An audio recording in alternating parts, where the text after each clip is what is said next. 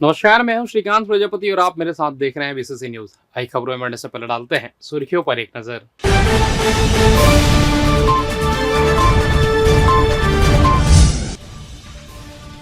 शहीदों के नाम पर सम्मान समारोह, छात्र छात्राओं को किया गया प्रोत्साहित। एटीएम में चोरी करने वाले 3 आरोपी हुए गिरफ्तार, मशीन में छेड़छाड़ कर निकालते थे रकम। उसलापुर स्टेशन में बदहाली, बारिश में छत से गिरता है पानी। छात्राओं को वितरित होंगे साइकिल, लेकिन प्रक्रिया में हो रही देरी। तो ये थी सुर्खियां, अब खबरें विस्तार से। केंद्रीय आवासन एवं शहरी विकास राज्य मंत्री तोखन साहू ने शहीद विनोद सिंह कौशिक की स्मृति में बेहतराई में आयोजित एक समारोह में मेधावी छात्र छात्राओं को सम्मानित किया।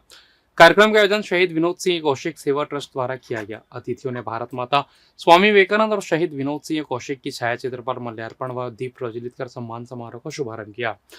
कार्यक्रम में हाई व हायर सेकेंडरी स्कूल में 60% से ज्यादा अंक पाने वाले लगभग 7,000 छात्र छात्राओं को प्रशस्ति पत्र और मेडल देकर सम्मानित किया गया। विशिष्ट अतिथि के रूप में इस मौके पर विधायक अमर अग्रवाल, सुशांत शुक्ल और जिला पंचायत अध्यक्ष अरुण सिंह चौहान उपस्थित थे।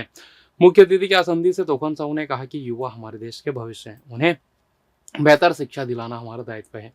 शिक्षा से ही जीवन में अज्ञान रूपी अंधकार दूर होगा और ज्ञान रूपी प्रकाश फैलेगा। इसलिए कठिनाइयां उठाकर भी हमें अच्छी शिक्षा ग्रहण करने का प्रयास करना चाहिए।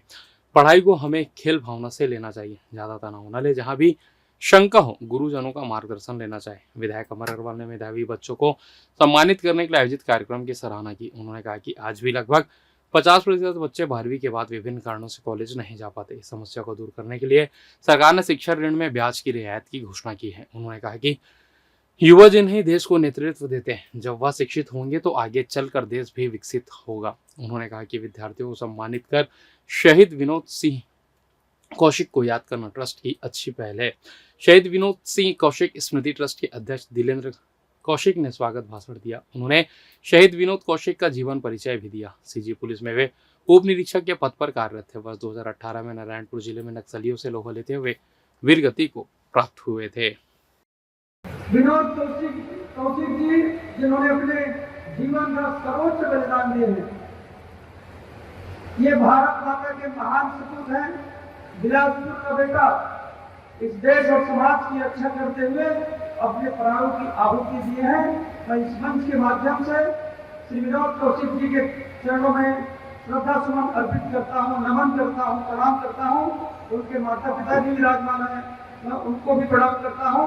उनके परिवार के सदस्यों का अभिनंदन करता हूँ। आज उनकी स्मृति को बनाए रखने के लिए इस पुनीत कार्यक्रम छात्र छात्राओं के अभिनंदन समारोह का कार्यक्रम रखा गया है और बड़ी संख्या में हमारे बच्चे, हमारी बेटियां यहाँ पर विराजमान है। मैं आपके लिए कहना चाहूंगा कि चंदन है इस देश की माटी और तपोभूमि हर ग्राम है। हर बाला देवी की प्रतिमा, बच्चा बच्चा राम है, बच्चा बच्चा राम है। ये हमारे देश की संस्कृति है। अपनी 4 सूत्रीय मांगों को लेकर एक बार फिर प्रदेश के कर्मचारी आंदोलन को लेकर तैयारी में जुड़ गए हैं। इससे पूर्व अपनी मांगों को लेकर कर्मचारी फेडरेशन के संयोजक कमल वर्मा के नेतृत्व में डॉक्टर रमन से विधानसभा अध्यक्ष से मुलाकात की गई, जिसमें फेडरेशन के प्रतिनिधियों के साथ GR चंद्रा, रोहित तिवारी, सुनील यादव, बिलासपुर के साथ प्रदेश के सभी घटक दलों के प्रदेश अध्यक्षों सहित अन्य कर्मचारी संघ के पदाधिकारियों ने अपनी मांगों को उनके समक्ष रखा, जिस पर पूर्व CM रमन सिंह ने सकारात्मक पहल करने हेतु पदाधिकारी को आश्वस्त किया। आपको बता दें कि 4 सूत्रीय मांग में प्रदेश के कर्मचारियों को केंद्र के समान 1 जनवरी 2024 से महंगाई भत्ता 4% वृद्धि कर 50% करने, प्रदेश के कर्मचारियों को जुलाई 2019 से देय तिथि पर महंगाई भत्ता को एरियस राशि का समायोजन GPF खाते में जमा किए जाने, भाजपा घोषणा पत्र अनुसार समयमान वेतनमान दिए जाने, केंद्र के समान गृह भाड़ा भत्ता, भाजपा घोषणा पत्र अनुसार मध्य प्रदेश सरकार की भांति प्रदेश के शासकीय सेवकों को अर्जित अवकाश नकदीकरण 240 दिन के स्थान पर 300 दिन देने के मुद्दे पर ज्ञापन सौंपा गया। इस मामले में लिपिक संघ के महामंत्री सुनील यादव ने बताया कि ज्ञापन सौंपने के उपरांत बैठक का आयोजन किया गया, जिसमें 4 चरण में आंदोलन किए जाने पर सहमति बनी है। प्रथम चरण में 7 अगस्त 2024 को राजधानी रायपुर इंद्रावती भवन से महानदी भवन तक मशाल रैली का आयोजन किया जाएगा। दूसरे चरण में 20 अगस्त से 25 अगस्त तक जनप्रतिनिधियों के ज्ञापन सौंपने, तृतीय चरण में 1 दिवसीय आंदोलन सितंबर में व अक्टूबर से अनिश्चितकालीन आंदोलन किए जाने की रणनीति बनी है। जी, 4 सूत्री मांगों को लेकर के अभी पूरे प्रदेश में माननीय वित्त मंत्री जी से भी हमने भेंट कर ली है और कल ही विधानसभा अध्यक्ष माननीय डॉक्टर रमन सिंह से भी चर्चा की है। उन्होंने भी आश्वस्त किया है कि जल्द ही कर्मचारियों की मांग को पूरी करेंगे। लेकिन ये समय लगातार बीतते जा रहा है। भाजपा के घोषणा पत्र में स्पष्ट रूप से इस बात का उल्लेख किया गया था कि जैसे ही भाजपा शासन आएगी नियत समय पे महँगाई भत्ता दिया जाएगा। चूँकि भाजपा शासन के 8 महीने पूर्ण होते जा रहे हैं, कर्मचारियों में भी एक तरीके का संशय की स्थिति बनी हुई है कि 8 महीने के पश्चात भी अभी जब जारी हुआ महँगाई भत्ता तो उसमें भी 4 महीने का विलंब था। तो इन 4 सूत्री मांगों में हमारी पहली मांग है कि नियत समय पे केंद्र के समान महँगाई भत्ता जारी करे, 4% जो रुका हुआ वो जारी करे। जुलाई 2019 से जो हमारे महँगाई भत्ता जिनको बीच-बीच में रोक के दिए थे, उनको जीपीएफ खाते में समायोजित किया जाए। ऐसे ही मध्य प्रदेश शासन ने 240 दिवस को 300 दिवस कर दिए हैं। तो उन्हीं की तर्ज पर मध्य प्रदेश की तर्ज पर कर्मचारियों को लाभ देते हुए तत्काल इस आशय का आदेश जारी करने का हमारा निवेदन है। ऐसे मांगों को लेकर के हम शासन को बता दिए हैं। यदि हमारी मांगे पूरी नहीं होती है, आने वाले 6 अगस्त को अगस्त क्रांति मनाते हुए पूरे कर्मचारियों सहित इसमें संचालनालय से लेकर के एक रैली निकलेगी मंत्रालय तक के, उसमें मशाल रैली का एक आयोजन किया जाएगा और इसके पश्चात द्वितीय चरण में भोजनावकाश, फिर इसके पश्चात 1 दिवस का अवकाश लेकर के आंदोलन और फिर अनिश्चितकालीन आंदोलन पर जल्द ही कर्मचारी जाने का निर्णय लिया। अधिकारी कर्मचारी फेडरेशन पूरे शासन के कामकाज को बंद करते हुए जो कर्मचारी कल्याण की दिशा में आगे बढ़ते हुए आंदोलन करने के लिए बाध्य होंगे। एटीएम के शटर में पट्टी लगाकर रुपए चोरी करने वाले तीनों फरार आरोपियों को पुलिस ने गिरफ्तार कर जेल भेज दिया है। आपको बता दें 27 जुलाई को एसबीआई एटीएम की देखरेख करने वाले प्राइवेट कंपनी के सुपरवाइजर को शिकायत मिली कि राजकिशोर और जराभाटा स्थित एटीएम में लोगों के द्वारा पैसा निकालने पर पूरा प्रोसेस किया जा रहा है, किंतु पैसा बाहर नहीं निकल रहा और मोबाइल में पैसा निकलने का मैसेज भी आ जा रहा है। इस मामले में सरगंडा थाने में मामला दर्ज किया गया, जिसके बाद पुलिस ने सीसीटीवी फुटेज के आधार पर जौनपुर उत्तर प्रदेश निवासी दिलशाद अहमद, अजय कुमार गौतम, सुनील कुमार गौतम को गिरफ्तार कर कोर्ट में पेश कर जहां से तीनों आरोपियों को जेल दाखिल कर दिया गया है। इधर लूट के मामले में फरार आरोपी को कोटा पुलिस ने गिरफ्तार कर जेल दाखिल कर दिया है। आपको बता दें कि 17 मार्च को कोटा थाना क्षेत्र में हुए लूट की घटना घटित हुई थी, जिसके 2 आरोपी को पहले ही पुलिस ने गिरफ्तार कर जेल दाखिल कर दिया था। वहीं एक आरोपी अमित विश्वकर्मा उर्फ टिंगू फरार चल रहा था। इस बीच पुलिस को सूचना मिली कि आरोपी कोटा में ही छिपा हुआ है, जिसे पकड़ने जब पुलिस मौके पर पहुंची तो आरोपी पुलिस को देखकर भागने लगा, जिसे दौड़ाकर पुलिस ने गिरफ्तार कर कोर्ट में पेश किया, जहां से उसे जेल दाखिल कर दिया गया है। और फिलहाल वक्त तो चला छोटा सा ब्रेक का, मिलते हैं ब्रेक के बाद, कहीं जाइएगा नहीं। पिछले 17 वर्षों से रियल एस्टेट के क्षेत्र में दे रहे हैं अपनी सेवाएं और लगातार शहर की जनता को एक नई लिविंग लाइफस्टाइल। अपने कार्यों एवं सेवाओं के माध्यम से लाखों लोगों की उम्मीदों को दिया है आकार। इसलिए जिले में ही नहीं पूरे प्रदेश में इनकी पहचान है बरकरार। आपके सपनों के घर को हकीकत में बदल कर है दिखाना, इसलिए आपके लिए लेकर आए हैं भाटी आशिया।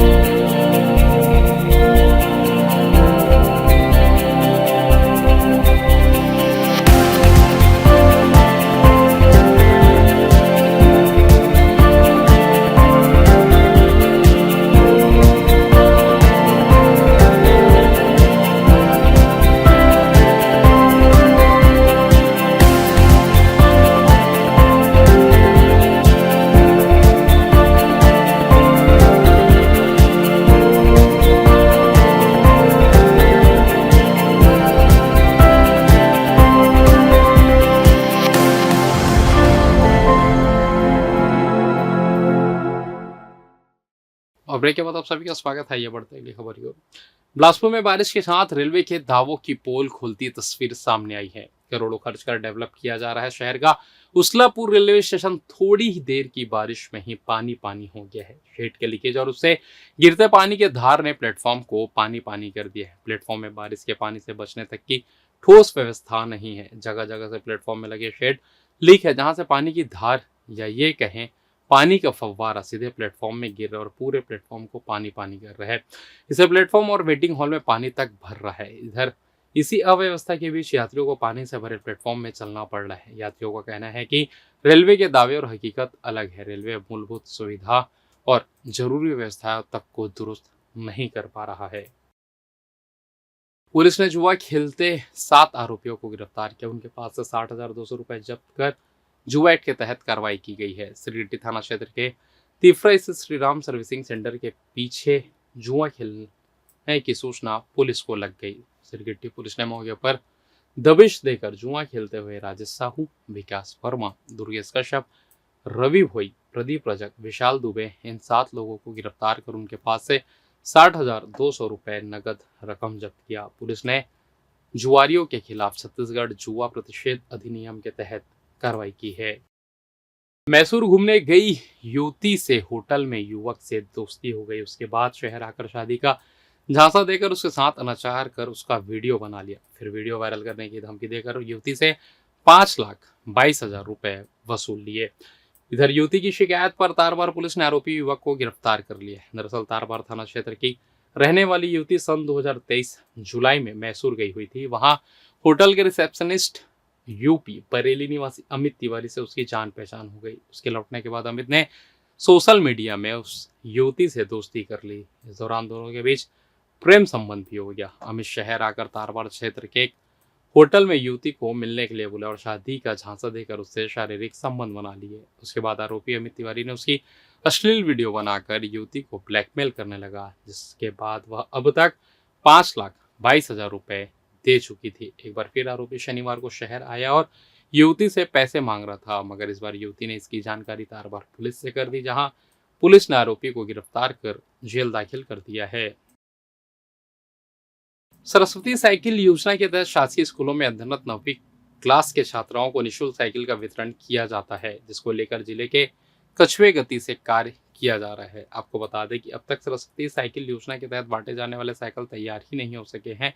निर्धारित लक्ष्य और समय सीमा में चयनित छात्राओं को साइकिल का वितरण हो पाना फिलहाल संभव नहीं दिखाई दे रहा है, क्योंकि अब तक जिले में केवल 718 साइकिल ही बनकर तैयार हो सकी, जबकि छात्राओं की संख्या हजारों में है। इसको लेकर विभाग के आला अफसर भी संजीत नहीं दिखाई दे रहे हैं। गौरतलब है कि जिले के 227 हाई और हायर सेकेंडरी स्कूल संचालित है, जिसमें करीब 9,800 छात्राओं को सरस्वती साइकिल योजना के तहत निःशुल्क साइकिल का वितरण किया जाता है, लेकिन अब तक उक्त स्कूल में पढ़ रहे छात्राओं को इसका वितरण नहीं हो सका। इसकी प्रमुख वजह यह है कि जिले में तय लक्ष्य के आधार पर अब तक साइकिल तैयार हो ही नहीं सकी है। इधर इस पूरे मामले में जिला शिक्षा अधिकारी ने कहा कि जल्द ही साइकिलों को तैयार कर स्कूलों में वितरित की जाएगी। हमारे जिले में 227 हाई स्कूल हायर सेकेंडरी है और 16 अनुदान प्राप्त स्कूल, इनको कुल मिलाकर 243 हाई स्कूल में सरस्वती साइकिल बांटना है इस योजना के तहत।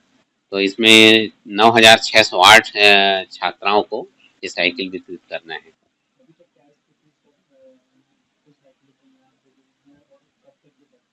साइकिल आना प्रारंभ हो चुका है और साइकिल तैयार कर रहे हैं MLB में, और कुछ साइकिल को शाला प्रवेश उत्सव मनाया गया उस दिन माननीय प्रभारी मंत्री जी और तोखन साहू जी केंद्रीय राज्य मंत्री के द्वारा वितरित किया गया। मौसम में इस बार सावन महीने में अच्छी बारिश हो रही है, जिसके चलते अब सूखी अरपा में भी बाढ़ का नजारा देखने को मिल रहा है। रविवार को खूटाघाट डैम लबालब हो गया और वेस्ट पियर से पानी छलकने लगा है। वहीं रिवर व्यू रोड व शनिश्री रपटा में बाढ़ का पानी देखने के लिए लोगों की भीड़ जुटी रही।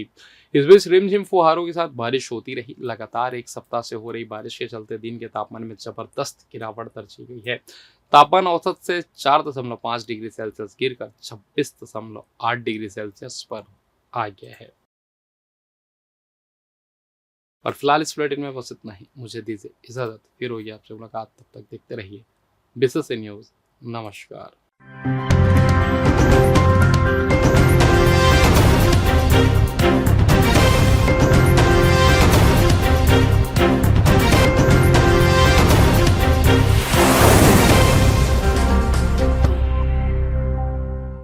पिछले 17 वर्षों से रियल एस्टेट के क्षेत्र में दे रहे हैं अपनी सेवाएं और लगातार शहर की जनता को एक नई लिविंग लाइफस्टाइल। अपने कार्यों एवं सेवाओं के माध्यम से लाखों लोगों की उम्मीदों को दिया है आकार। इसलिए जिले में ही नहीं पूरे प्रदेश में इनकी पहचान है बरकरार। आपके सपनों के घर को हकीकत में बदल कर है दिखाना, इसलिए आपके लिए लेकर आए हैं भाटी आशियाना।